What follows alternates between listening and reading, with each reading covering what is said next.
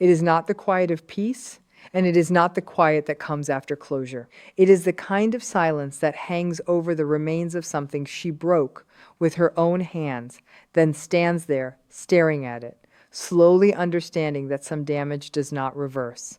A narcissistic woman knows this silence very well. She may run from it, cover it, decorate it, drown it in noise, but she still knows it. No matter how many new people she brings close, no matter how much fresh attention she collects, no matter how bright she tries to look on the outside, that silence follows her. Because what she lost was not only a person. She lost the one mirror that reflected something real back to her. Most people talk about narcissism from the outside. They talk about manipulation, control, lying, hot and cold behavior, love bombing, and the discard. All of that matters. All of that is true. But if you really want freedom, you have to understand what happens inside her after the person who loved her deeply is finally gone. Stay with me here, because this is where the final piece clicks into place. This is not about feeling sorry for her. It is about seeing clearly enough that you stop waiting, stop checking, stop wondering, and finally let go for good. Once you understand why she cannot truly recover from losing someone who loved her in a real and steady way, you stop turning back toward the ruins. You stop asking whether she misses you in a loving way. You stop hoping that pain taught her how to love. And that is when your healing becomes complete. That is when your mind gets quiet again. That is when you begin to walk forward without carrying her shadow on your back. Most people give a narcissistic woman surface attention, a like, a compliment, a little flirtation, a little interest. But what you gave was much deeper than that. You gave steady care. You stayed when things were dull. You listened when the mood turned dark. You answered the same problems again and again. You offered support she could count on every day. That kind of devotion is rare. It is not easy to replace. When she loses you, she starts to notice something very quickly. Most people are not built like that. Most people have limits. They do not want to spend hours fixing her emotional storms. They do not want to rescue her every time she creates another crisis. They do not want to carry her through every low moment while asking for nothing in return. So the drop hits hard. What once felt rich and stable now feels thin and cheap. The attention is still there, maybe, but the quality is gone. The room is louder, yet emptier. The faces are new, but the support is weak. And in those late, quiet moments, she feels the difference. You were not just another person clapping from the crowd. You were the one who stayed during the ugly parts. You were the one who kept showing up when others would have walked away. That matters more than she wants to admit. It becomes a practical loss, not just an emotional one. She no longer has the same safety, the same access, the same daily source of reassurance. She starts reaching harder for attention, and that desperation itself pushes people away. Watch that pattern closely. It tells you everything. She traded something solid for something shallow, and deep down, she knows it. That knowledge does not leave her. It sits there like hunger. She can cover it with noise, but she cannot feed it the same way again. To really understand her regret, you have to understand how she often sees people. Not as whole souls with needs and feelings, but as functions, as roles, as tools, as extensions of herself. So when she loses you, she does not only think, I lost someone loving. Very often the deeper thought is colder than that. It is, I lost something that worked for me. That is why the regret can look so intense while still not being real love. She misses what you did. She misses what your loyalty allowed. She misses how much easier life felt when you were carrying weight she should have carried herself. And when she sees you doing fine without her, that is where the bitterness sharpens. In her mind, you were supposed to remain available. You were supposed to stay connected to her orbit even if she did not treat you well. So when you move on, when you stop responding, when your energy is no longer hers to reach for, it does not just sting. It offends her. It feels like a loss of ownership. That is why she may watch from far away. She may check your page, ask about you, circle back after long silence. Not because her heart suddenly woke up, but because she wants to know whether the door is still unlocked. And if it is not, it shakes her. If you have found peace, that irritates her. If you have found someone better, that enrages her. Because now the same care she once used without valuing is no longer hers to access. She compares everyone to you, but not in a deep human way. She compares usefulness, helpfulness, generosity, tolerance, availability. And because of that, new people keep failing in her eyes. They are not you. They do not give what you gave. They do not stay the way you stayed. That leaves her trapped in a loop, looking back at what she ruined and calling it regret, even though the core of it is possession, control, and loss. Then there is the deeper wound, the one that cuts straight into the false image she built. When the person who truly loved her finally leaves, something huge happens inside her. You prove that she is not untouchable. You prove that she can be left. For a narcissistic woman, that is not a normal breakup pain. It feels like identity damage. Her image of herself depends on being desired, chosen, chased, and centered. She survives by protecting that image at all costs. But when you walk away after seeing the real pattern, after giving love and still deciding to choose your own peace, you become a living fact she cannot fully erase. You are proof that her power has limits. You are proof that someone can see through the performance and still refuse to stay. That is what breaks her from the inside. She may act angry, she may act cold, she may smear your name, she may say you were weak, crazy, needy, impossible, selfish, broken. But beneath all of that is shame, raw shame. Because your departure shows her something she never wants to face. She was not able to hold on to the one person who knew her deeply and still tried to love her. That hurts her pride in a way ordinary attention cannot repair. It becomes a crack in the structure. And the more she tries to patch it with image, flirting, status, posts, praise, or new admiration, the more she feels how unstable it all is. Keep listening, because this is where many people get confused. Her anger after losing you is often strongest not because she loved you most, but because your leaving exposed her most. It put her in front of a truth she cannot comfortably live with. She can repaint the walls. She cannot fix the foundation. That is why the wound lasts. Under all of this sits a void, and that void is one of the hardest things for her to face. Many people, even in pain, still have some inner ground. They have values, interests, meaning, private identity, a sense of self that still exists when no one is watching. But a narcissistic woman often feels disturbingly empty when she is alone for too long. She needs reflection, she needs reaction. She needs a stream of outside energy telling her who she is, how she looks, whether she matters, whether she is still wanted. When you were there, you were helping fill that hollow space. You brought warmth into it. You gave stability to it. You made the emotional room feel less cold. Once you leave, she is forced into contact with herself in a way she cannot easily manage. Silence becomes threatening. An empty room feels bigger. A night alone feels longer. Her own thoughts start getting louder, and that is exactly what she does not want. So she reaches for distraction. Phone in hand, new faces, parties, messages, attention, shopping, posting, flirting. Anything to interrupt the feeling of emptiness rising from inside. But those things do not hold for long. They give a flash, not a foundation, a moment, not a home. You gave something slower and deeper, and that is why your absence hits harder than random people ever could. No one else may be willing to pour themselves into her the way you did. No one else may sacrifice their own peace to keep her emotional world functioning. That leaves her starving in a way she does not know how to admit. And when that kind of emptiness goes unhealed, it turns into boredom, irritability, restlessness, bitterness. Nothing satisfies for long.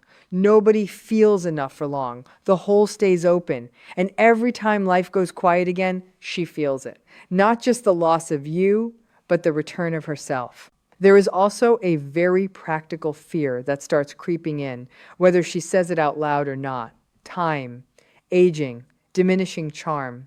The simple fact that what worked before may not keep working forever. If she has spent years leaning on beauty, seduction, attention, sparkle, image, or social pull to get what she wants, she knows deep down those things are not permanent.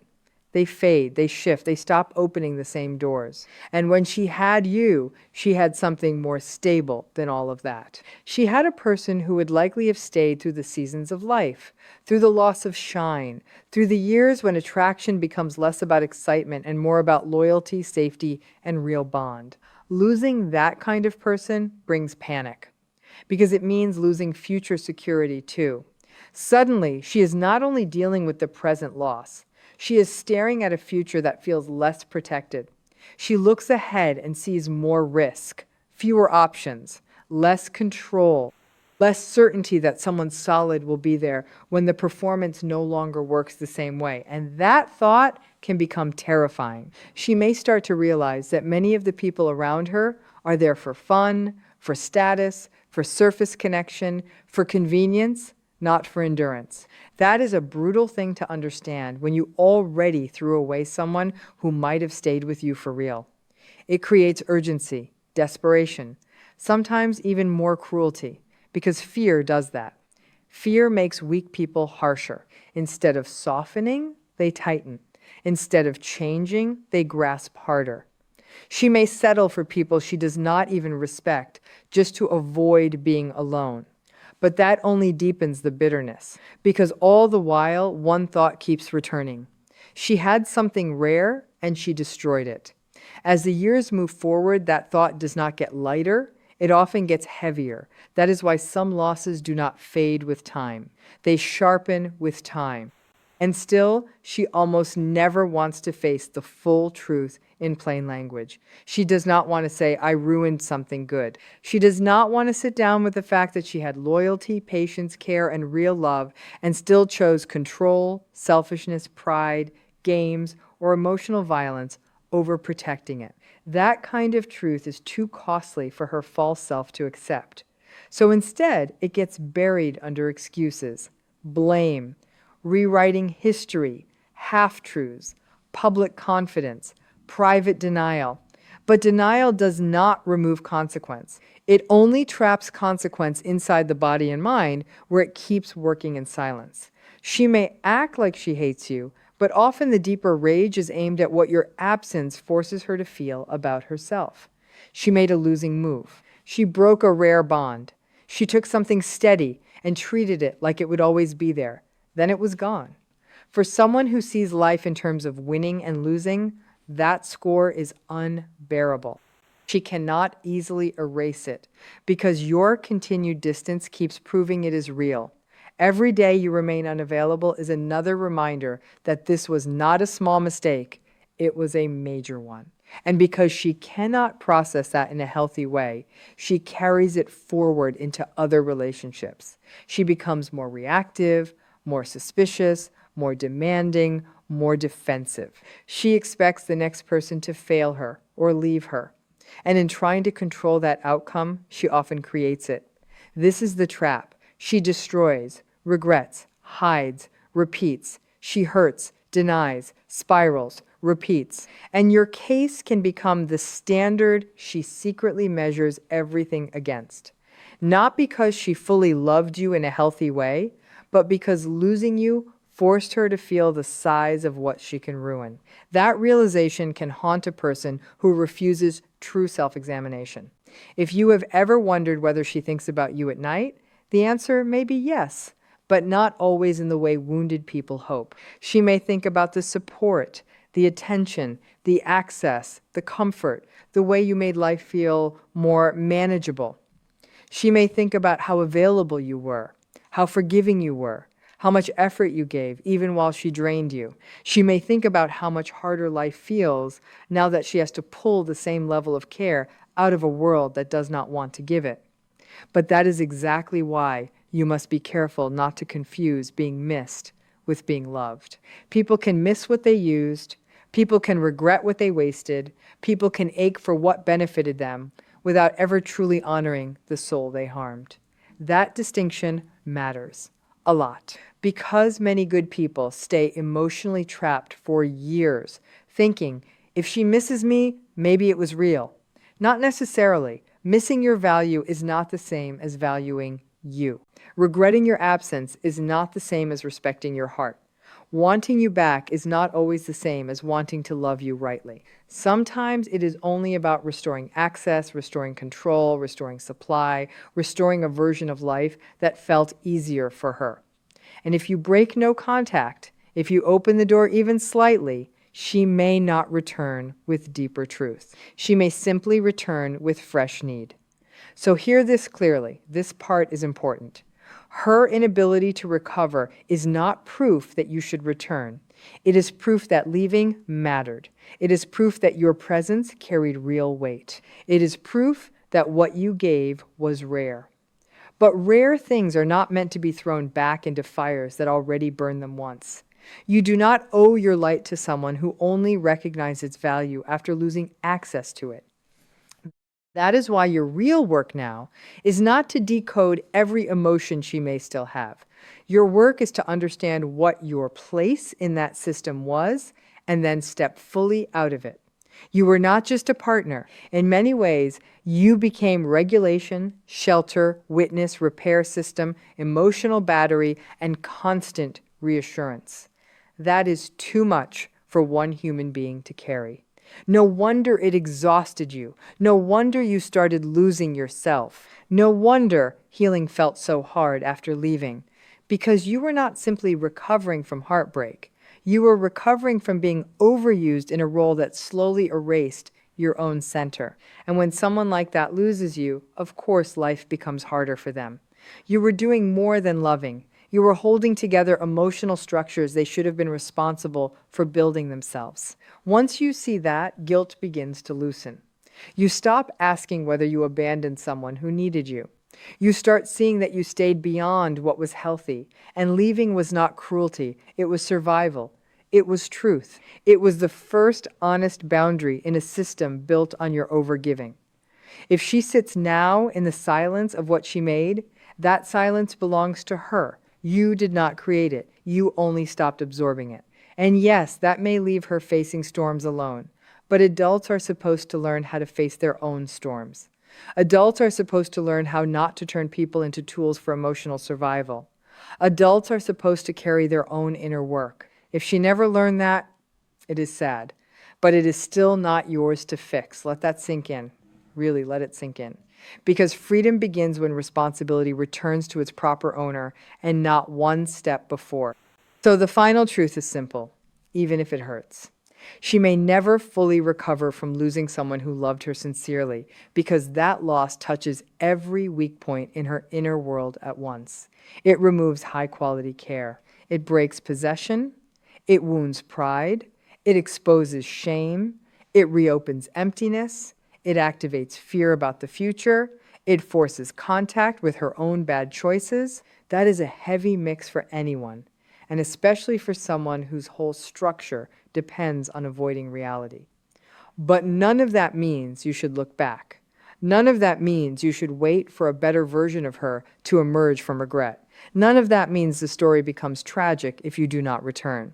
In fact, the tragedy would be going back and offering your life again to a pattern that already showed you what it does with love. You were the one who brought something real. You were the one with depth. You were the one with the power to care in a way that many people never learn. That gift is still yours. It did not die there. It only got misused there. And now it can be protected. It can be given where it is honored. It can be shared with someone who sees your heart as a person, not a resource. If this is hitting home, keep listening to your own clarity. Do not romanticize the wreckage. Do not confuse her pain with transformation. Do not offer yourself back to a lesson life already taught the hard way.